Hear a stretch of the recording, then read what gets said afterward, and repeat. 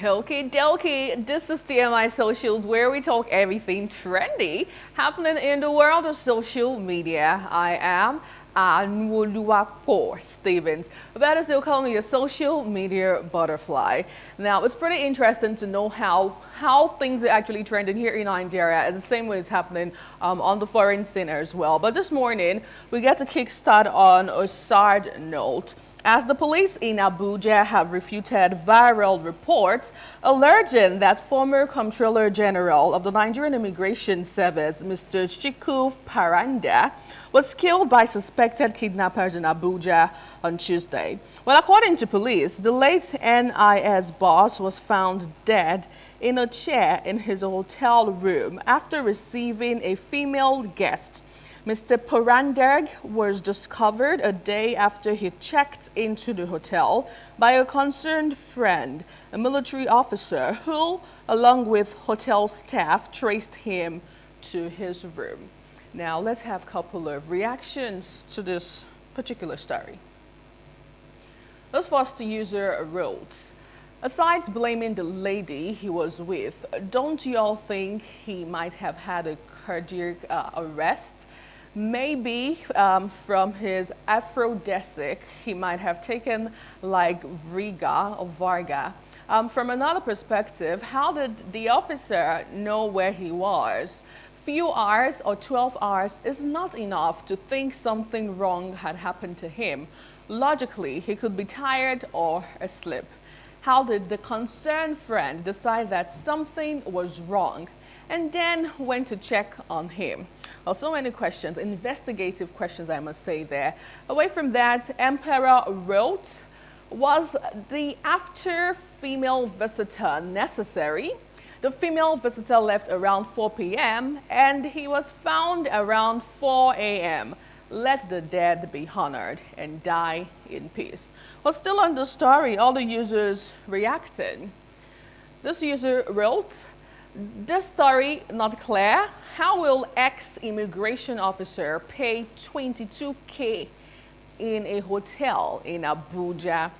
Okay, that's quite a lot there. And finally, on the story, this user wrote, "Even Adam gonna shake his head for heaven. I fear who no fear woman. But Oga, you suppose don't hang boots when you retired." Well, may his soul rest in peace, amen. Away from that, let's move over to Akwa Ibom State, where we get to see interesting news recently. Now, the former Akwa Ibom governor, Udom Emmanuel, has been arrested by the Economic and Financial Crimes Commission, EFCC, over allegations of mismanaging 700 billion naira. Well, sources reveal that Emmanuel arrived at the EFCC headquarters in Abuja around 12:30 p.m. on Tuesday to honor an invitation regarding accusations of money laundering, fund diversion, and theft. The allegations were brought forward by the Network Against Corruption and Trafficking, a civil society organization. Well, according to the petition, Emmanuel's administration received 3 trillion naira from the Federation account over 8 years, but allegedly left Akwa Ibom with a debt burden of 500 billion naira and unfinished projects worth 300 billion naira. The petitioners claim an audit of the state finances exposed the mismanagement, with 700 billion naira reportedly unaccounted for. And trust Nigerians to react to this story. Interestingly, let's have a couple of tweets on this one. Now, we'll begin with this user who wrote, "How much is left in the state account if a governor can steal this much money? Death penalty should be the punishment for stealing this much money." Moving on to other stories, other reaction. Official Bola says, "Yahaya Bello, they learn work." And Ada wrote, 700 billion and the country is in debt. Oh my goodness. Well, moving on to other tweets, let's see what you have been saying. This user says, 700 billion K. How much was the total income of the state for the 8 years he served as governor? Well, interesting question if you ask me. And still in this story, we'll move over to another one. Coco Babe wrote, make una leave him alone. He really tried in the States. Go to Akwa Ibom and see how beautiful the place look. My best governor. I would like to even add ever on that one. Well, Big Dave wrote, how much gongo Nigeria gets that these people are taking this much without pity, allegedly. Well, there was a viral picture that trended yesterday with the EFCC responding to a particular social media user, and a lot of Nigerians also dragged the EFCC and this particular user. So this was what actually happened. King Alexander wrote, if you battle with any client and you don't tire, drop the chat under this comment section. I will give you formats to package them. Lock. And then EFCC Nigeria on X quickly responded, don't forget the eagle is watching. More or less like Big Brother is watching. But anyway, moving over to other interesting stories. So yesterday, we saw a viral video of the son of the president himself, Shikfu Tinubu, and the Minister of Youth Development, Ayodele Olawande, along with Shikfu Tinubu, paid a visit to the former President of Nigeria, Muhammadu Buhari, in Katsina, his hometown. Take a look. Thank you very much for coming. Thank you very much. Thank you.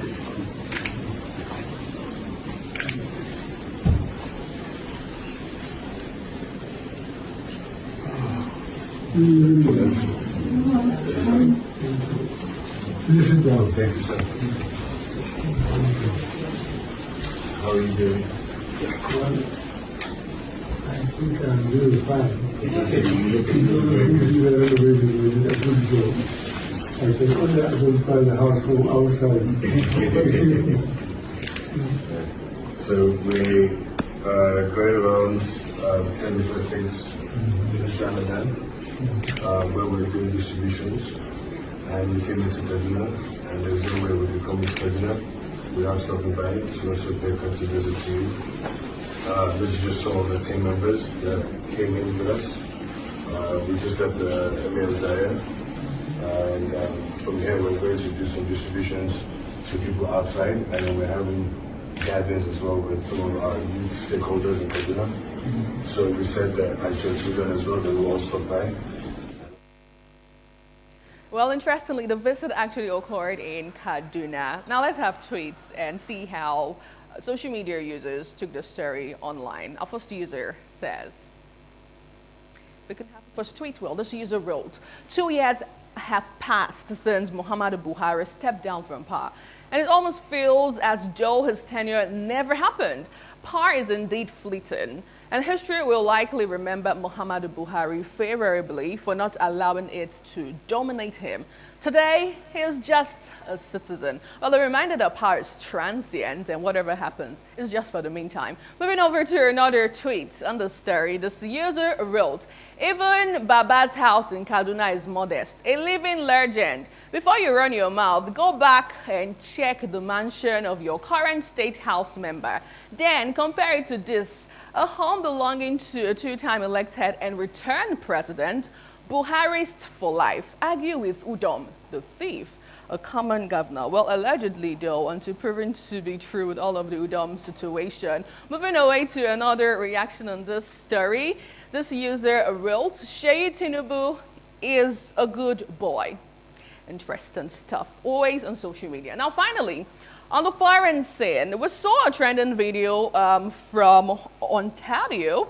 Well, it seems to be that Ontario will ban American companies from $30 billion worth of procurement contracts, rip up a $100 million sterling deal, and eradicate U.S. booze in its first wave of retaliation against the U.S.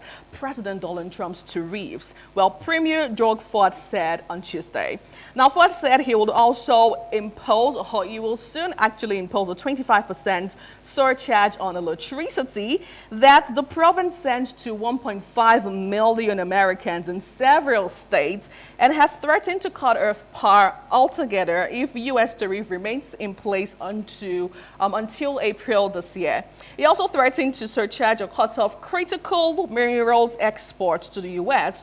should the trade war linger. And interestingly, just this morning, we saw the president of China, Xi Jinping, coming out to say, it's war for war. If you want war, we're going to give you war. If you want to increase tariff, we're going to do ours right here in China. But let's see a couple of tweets. Now, let's have the video first before we move over to your reaction. Take a look. Today, all U.S.-based companies will be banned from taking part in government procurement. Every year, the province and its agencies spend about $30 billion on procurement, alongside our more than $200 billion planned to build infrastructure.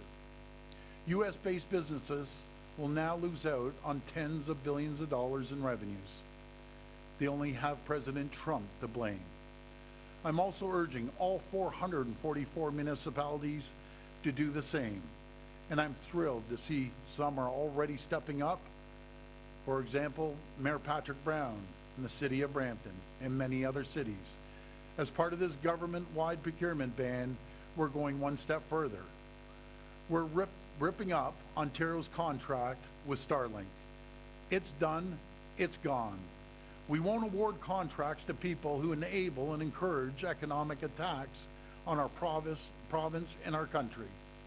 Alongside federal tariffs and the measures my fellow premiers are bringing forward, this Team Canada's opening response is off the shelves.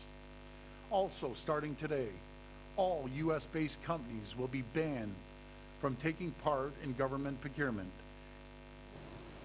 Right, let's have reactions to this interesting story and also a developing one as well. Having our first user who says, okay, losing Canada is no loss at all, but let's all be clear. You cut off our electricity, we stop oil coming through the pipeline to Ontario, tit for tat.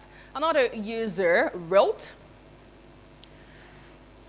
and let's have another tweet on the story. This user wrote, laugh out loud, okay. Canada needs us way more than we need them. Seems to be a whole lot of brouhaha happening on the foreign scene. Amazing.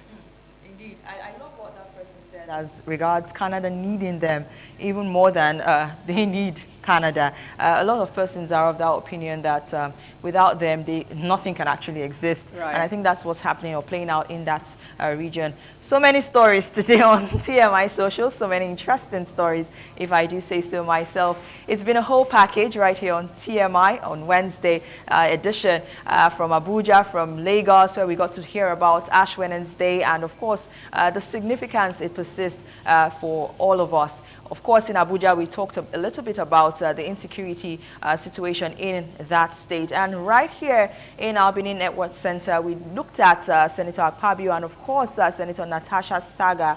We tried to give insights to it as regards women in politics. We also looked at, of course, a tragic incident that had to do with one disabled man who lost his life, unfortunately, in Ogbazabon community. And, of course, a lot of feedback came out from that. And, of course, so many things to look forward to as regards helping those with disabilities in the country. One salient thing that I got from that conversation was the fact that sign language interpreters should be brought back, of course, to television screens and to every public gathering so that those who are in that disadvantaged position can actually get more information when the need arises. It has been TMI on independent television, of course, the network. I am Ameze Bazwai. Anu?